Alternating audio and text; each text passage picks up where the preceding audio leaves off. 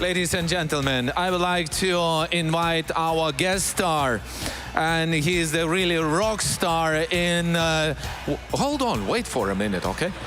So, he's a really rock star in Lithuania, talking about, economics, and he has 20+ years of experience in banking, insurance, fund management sectors in Lithuania and even in the UK.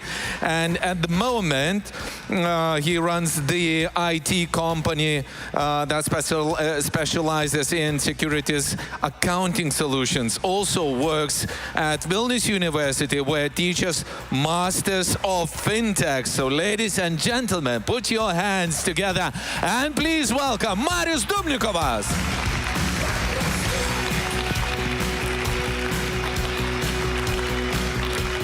Thank you. Hi. Hi, thank you. That was the good introduction. By preparing today for this presentation, I just noticed one thing, that 25 years ago in September, that was the start of my career. And it's a quarter of century, And the start was very interesting. I was very happy to participate in a team that started 2 businesses by that time. It was 1998, the last century, not this one even. And the start was in 2 businesses. The first one, we established the first e-shop in Lithuania and in the Baltics. Unfortunately, it bankrupt. Why? Because there were not much internet users by that time. But we started it. The other thing is that in 1998 we started the online securities trading. We gave the people a possibility to trade equity on Vilnius Stock Exchange without interruption of the person. So it was fully online. And it was just 2 years later, after Nasdaq in the US, established their own online system. So they were started in 1998. In 96, we started in 1998. And that was the hell of the start. And from that time, I'm very happy that I have 2 points of interest. The one point is IT and the technologies, and the other side is investment and securities. So these 2 fields are very interesting because, as they say, probably I will die in some day without understanding till the end how they work. And because the development is very, very fast. And today my presentation is about artificial intelligence. And we are speaking a lot of that in Vilnius University with the students, master students that are studying fintech and so on. But my message is very simple. The message is that despite what artificial intelligence is and what it will become, it's just another technology that will help people to survive. And why I am telling this? This is a very simple chart, the chart of world population. Last year, November, on 15th of November, we've got a message all over the newspapers, all over the Bloomberg terminals, etc. 8 billion people are living on this land, on this earth. 8 billion. And let's think of what does it mean. Everyone's thought that this is just a number. The number that says, okay, we reached 8 billion, probably we'll reach 9 billion, it's not a problem. But let's think a bit about speaking about this chart. Just move a bit earlier, the year 2000, when the end of the world should come, because the Maya calendar has finished. So there was, or Microsoft Windows does not have the functionality to count the years above the 2000 because no one thought about that. But still, in the year 2000, we have the population of 6 billion. Can you just imagine, over the 23 years, the population increased by 31% or by 2 billion of people? Enormous number. But this is not a very big number. If we would go here just right here. I cannot reach it. It's 1923, 100 years ago from today. On Earth, there was totally 2 billion of people. So you don't want to understand, in 23 years on Earth, the entire world was born that lived just 100 years ago. The population increased by 4 times by that time, in 100 years. This means even there are people that might remember what was, well, probably they theoretically can remember what was in 1923, but in one generation, in one life cycle or one person's life cycle, the population is increased by 4 times.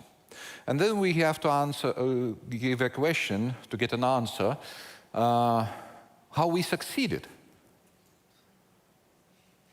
This is if 100 years ago, there were just, if you would put 100 years ago, 8 billion of people in 1923, so probably we would have had a bigger problem than World War II, because there would be any food, technologies, life conditions, and so on. So this means that over this 100 years, we have developed few things. We have increased our population, and we developed the technologies that are letting us to live on this earth 4 times bigger population than it was just 100 years ago. And during this period, we had a lot of new technologies that changed our life, and artificial intelligence is probably another technology that will have to change our lives in order to proceed in this chart. Because if we want to grow, this means we need additional technologies and instruments that will help us to do things that we were not capable to do before. So every technology is about that. And that's why I'm speaking today about investments, population, and artificial intelligence. We shouldn't be afraid of new technologies. It seems like in the newspapers and in the newsletters we see that artificial intelligence will take your job. No, it won't. Because 100 years ago, there was 4 times less people, and everyone got their job there. And right now, in the year 2023, our unemployment level is the lowest probably in the last 50, 60 years all over the globe. US unemployment is 3.7%. In theory, it is said that 5% is full employment. So US has 3.7, less than full employment. And this means why we need additional technology for people to be capable to produce the things and the goods that are needed for the bigger population. And this increase in populations means that more and more people are creating additional value. Additional value, fortunately, all those people that are alive right now, they are going to be dead. And they are going to leave all the fortunes and all the additional value that they're going to create. And all this additional value goes to other generations that come and take it and then control it. And here you can see an index, S&P 500, represents the value of the companies in US. The chart is quite similar to the population.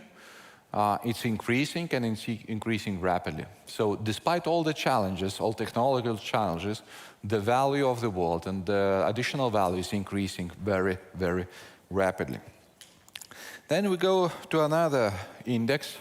I always say that when you are preparing a presentation, you have to make a few, I would say, major lines that people that are listening should remember. So 2 or 3 things, and the rest of the presentation is just bullying and telling all these interesting stories and making people to laugh. But in addition, what I want to show you another chart. This is VIX index, the volatility index, that shows if the world is nervous about something or not. So despite all the information, negative information, wars, challenges, and the other things, this VIX index shows that it was refreshed just yesterday. It shows that the world is not nervous about nothing right now. So no one cares about nothing, everything. So VIX is an index that I check every morning when I get up. Without going out of my bed, I just take my phone and type into the Google VIX index. If it's below 20, everything in the world is okay. And then you can go to some interesting websites and just read news, funny stuff, and imagine that you are working for your salary. So right now it's much at a lower point. Here we can see where the world was very frightened in 2008 and 2009. There was the pandemic. The year 2016, Brexit, Mr. Trump was elected, and so on. So if you want to know if the world is worried about something, just type in VIX index in the morning. If it's below 20, everything is okay. So right now, what I wanted to say, the population is growing, the value of business is growing, and the world is not nervous about nothing. Why? Because we have technologies. The guarantee that we will earn from our businesses. I was speaking quite a lot in quite a different conference in this month, and there were farmers, there were industrial companies, and so on, and everyone is worried. What will happen in next year or next year? Tell me the forecast and so on. I cannot tell the forecast. No one can tell. No one has a crystal ball.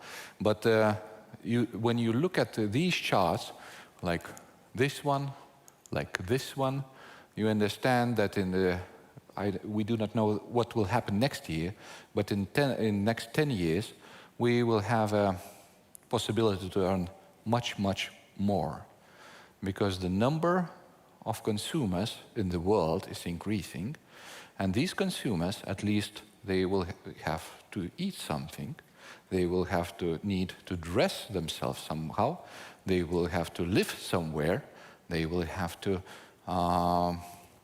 build the environment and so on, drive cars and so on. So the perspective is quite good. And in order to produce all that stuff, we will need new technologies. So artificial intelligence is another step forward in order to produce what we are not able right now, and to produce in a faster pace than we were used before. This is the answer. It's a game changer, but it won't ruin our lives. It will change our lives in the way that we are going to work faster, more efficient, and people will move forward. Okay, so no one is worried right now, so keep calm. After my presentation, we will go to the lunch, and the lunch should be also calm. Everything is okay in the world. Speaking about artificial intelligence, just last week, I was very happy because I found out how to prepare myself for this presentation, because that was quite a challenge. I have found a survey where the company reports were reviewed, and the 500 most important companies in the world and in the US are reporting their financial reports every quarter. And there was a survey how much companies are mentioning artificial intelligence and analyzing what was the impact to their businesses from artificial intelligence. So during the last 5 years, the average was like 50, 60 companies were constantly speaking about artificial intelligence. And just this year, it's a huge jump. 177 companies out of 500 are speaking in their financial reports that they are using artificial intelligence, and what is the result of that. So it seems like this kind of picture, you could see probably 20 years ago or 25 years ago, when dot-com bubble emerged. By that time, also the company started to speak about dot-coms. You know, if the company would add just to its name in the year 2000, company name .com, its value increased over 30%, 30. Just adding that we are in the same.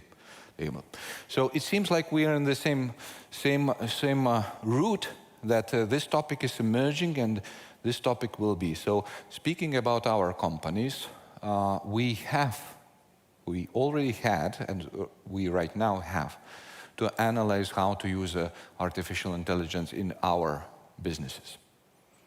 It's not the future. It's right now and here, or even at some point it's the past. We're a bit late even, if we're not using it.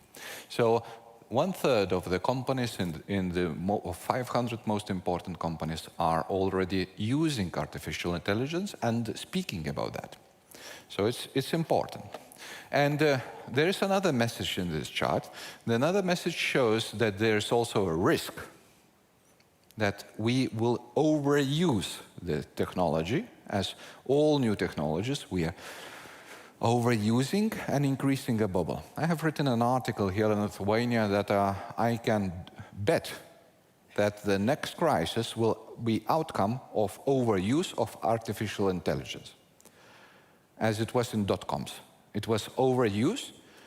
Lots of companies died of that, of overinvestment and overthinking how to use a dot-com technology or the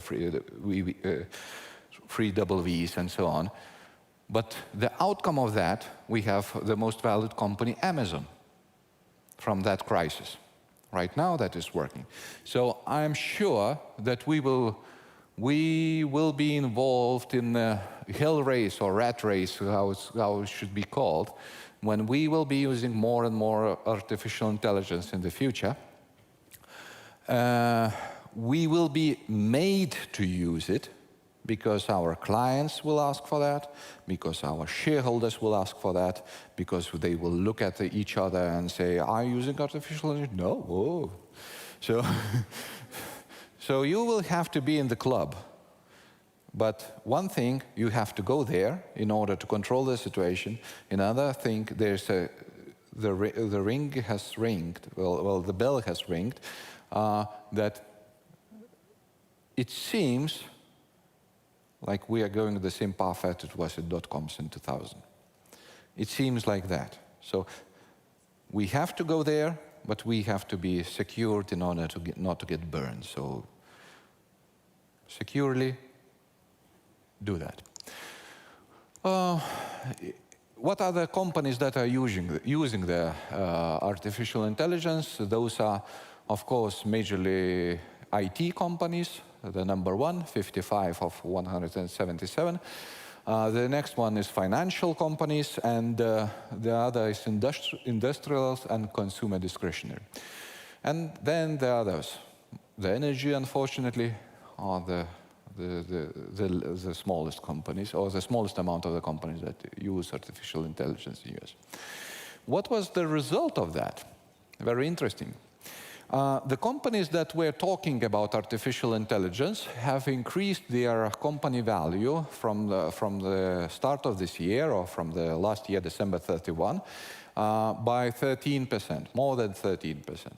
Those companies that are not using artificial intelligence and are not speaking about them, they have increased their company value by, it's so small I cannot see it, 1.5. 1.5%. And from the middle of this year, there was a downgrade of the value because the markets were a bit fluctuating and they were nervous. The companies that were using artificial intelligence, their value dropped by less than 1%. And those who were not using, it was -2 to almost 2.5%. So it seems like this trend is not just speaking in the conference, it's not just making loud speeches, but it goes to billions and billions of value, because you can imagine that through these companies there's Apple, Microsoft, Tesla, etc., etc., etc. All the brands that we can think of. Another thing is, in the world we are speaking about inflation, and we are nervous about inflation. This is a bit off topic, but still I wanted to show what was in that survey and what was the main idea, that AI is coming into trend, and inflation as a threat is going out. It's not a topic anymore. So how much companies were speaking in their reports about inflation? Almost all of them were speaking just 6 to 8 months ago, and right now the number is very sharply decreasing. And the companies that were speaking still about inflation, their value increased by 3% from the start of the year, and those who were not interested in inflation, their value increased at over 10%. So the situation is changing very rapidly, and the topics that we're speaking about and discussing about, and the threats and the opportunities that we have, they're changing constantly. But AI is taking a crown right now. So in order to be above the water, as we say, you have to think about it. Still think about it. Or the better way is to use it, because in some few years forward, probably the market will make you to use it in the way that you don't like it or don't want, because it's a must. Right now it's a choice, so please choose. And in 2014, I like Andreessen Horowitz, who said that he was speaking about fintechs, about technologies, about the changes and so on. He said that in this decade we have an opportunity to change our systems without having a Manhattan real estate and giant data centers and so on, because the technology lets us to be more lighter. We can change our situation much wider. And still two pictures are left. So 2 ideas that I wanted to say, again, that I wanted to stress in the end, because it's hard to listen to one person for a half hour. We had 4 industrial revolutions. And when every revolution has came, there were a lot of discussion, what will happen when we will change a horse to steam engine? What will happen when we are going to use an assembly line? One interesting fact, that the first assembly line was not produced by Henry Ford, as everyone thinks. It was produced in Cincinnati, and it was used in slaughterhouse to slaughter pigs. Then we were moving to robotics and IT decisions. And right now it's communication and connecting everything. Every time, every revolution has came, people were thinking about what will happen. Our jobs will be lost. We won't be able to work anymore. Someone will come in my place and so on. And you can remember the first chart. From here, not even from here, but somewhere from here, the population increased 4 times, and everyone has a job. So when AI will come, the next step will be that we will live better, we will be healthier, we will be stronger, and the population will probably increase. And the last message from my side is, I wanted to speak about capital and artificial intelligence. You see, financial sector is probably the same thing that we encounter every day. It's life. It's not nothing above us or nothing near us. It's our life. We are living in financial sector, despite that we know him or not, despite we participating in it or not, or we are thinking that we are not participating in financial sector. So here's a very nice chart that shows few things. This is a buying power or productivity of companies that goes all the way forward from the Second World War. And this is a real buying power of goods-producing workers. Something has changed in the 1970s. And if I would be in an auditorium with my students, I would ask what has happened by that time, but we do not have that much time, so I will answer. Oh, yeah, we may ask, because everybody understands that you now stand between them and the lunch. Yeah. Oh. Okay, but you may ask, so. What has happened there? Why these two charts have changed their trends? Internet revolution. Now, 1970s, what kind of internet was there? Robotics. No. Technologies, financial technologies. In 1970s, there were Bretton Woods conference when people gathered and said, okay, why on earth we connect our money to the gold? Let's separate it and print money as we want.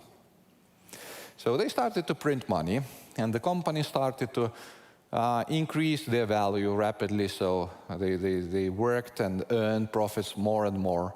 But the people that are good producing workers, they wanted money, as today they want money. And when you can print a lot of money, what you do, you print and give them.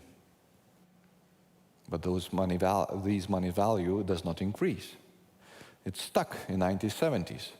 And this means if the person just works from his salary to the end of the month, he gets the same and his buying power is not increasing.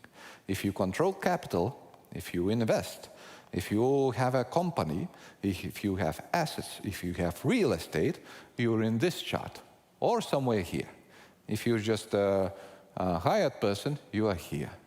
If you do not have savings, you are here. So what will happen with artificial intelligence?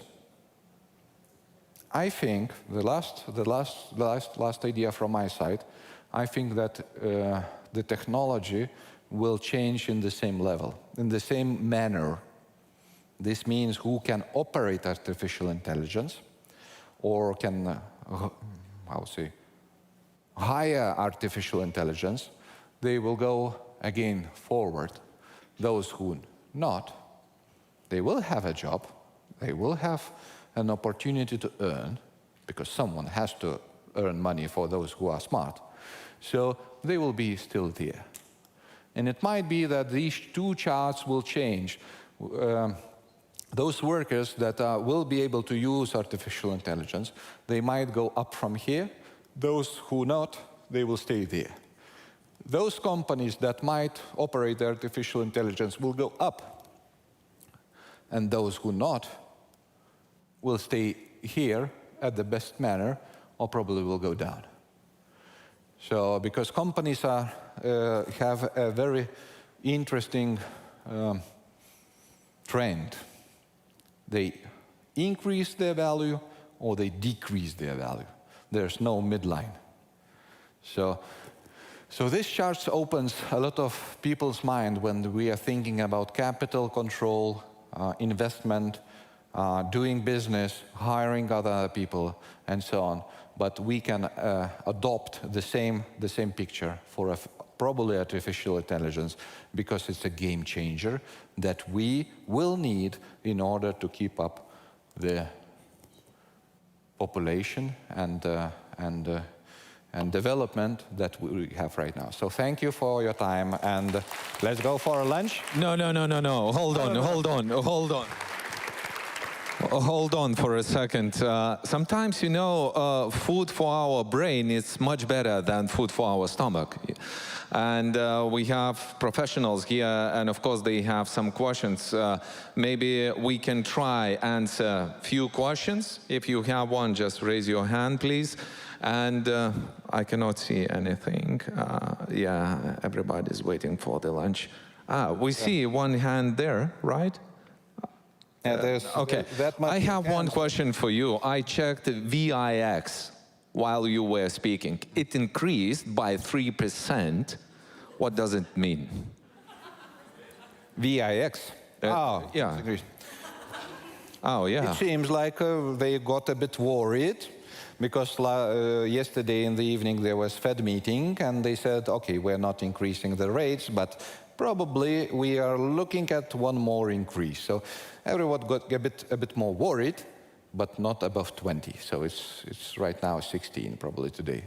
You see, Marius knows everything. If you have any questions on that, Marius will stay with us during the lunch. So you may ask the questions and you will hear the answers from him. Will you stay with us for a bit longer? I will stay, Okay. but I don't know everything. That would be not a good thing because people that know everything sits in one Insane. insane, probably. Yeah. Or insane. But, Yeah. But you know everything about, you know, economy, so... Now, when I am speaking with my students, I say the best thing is to know how to ask. Today you will get the answer. In 20, 30 years ago, you had to know everything and to give the answer from your side. But right now, you have to learn yourself how to ask the questions. And there was a presentation about ChatGPT, so you just need to ask. And I will take 1 minute time. Just a few days ago, I was sitting on my couch drinking wine during evening, and I was popular to drink wine nowadays in Lithuania. Yeah, and just having a ChatGPT, and I asked ChatGPT, can you build a poem in Shakespeare style about my wife? And it did. Ooh. Did she like it? She liked it. Are you still together? Yeah. Okay. I showed that I did not do that by myself, so ChatGPT was wrong. Do you remember the words from the poem? No. Oh, okay. That's good. You need to learn how to ask. You don't have to remember, you don't have to know, and so on. Okay, maybe you know how to ask them to return her at 1:30 p.m. sharp, Lithuanian time. No. Okay, good. Then we are going for the lunch, and we're gonna have some lunch break. Online viewers, you will have networking time. Please visit our partners' booths, and after the lunch, 1:30 Lithuanian time sharp, we will be back, and we will start another part of our conference. And for now, let's share a round of applause to Marius Dubnikovas.